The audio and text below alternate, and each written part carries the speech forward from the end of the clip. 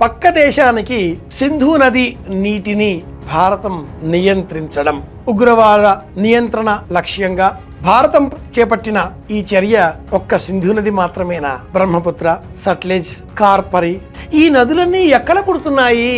అది మానస సరోవరం. బ్రహ్మపుత్ర, సింధు, కార్పరి నది, ఈ నది గంగా నదికి ఉపనది. సట్లెజ్, ఈ నదులన్నీ పుట్టే ఆ క్షేత్రం ఉనికి మానస సరోవరం. 90 కిలోమీటర్లకు పైగా వ్యాపించి అతి విస్తృతమైనటువంటి విశాలమైన దీర్ఘవృత్తాకారంలో ఉన్న ప్రకృతి బడిలో కైలాస పర్వతానికి తూర్పు వైపున ఉన్న మానస సరోవరం ఈ నదులన్నింటికీ కూడా ఆధారం. సమస్త జీవకోటికి మనుగడకు ఆధారం మంచినీరు. ఆ పోవై సర్వ దేవత ఆహా అని వేద ప్రమాణం. అప్సుమే సోమో అబ్రవీత్.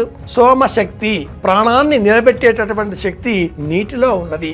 ఆప ఇద్వా ఉపేషజీ. భైషజ్యము వైద్యము, భిషక్కు వైద్యుడు, నీరు వైద్యం. ఆ నీరు మానస సరోవరమైనప్పుడు ఆ దర్శనం కైలాస పర్వతం అయితే అందరికీ మేలు కలుగుతుంది.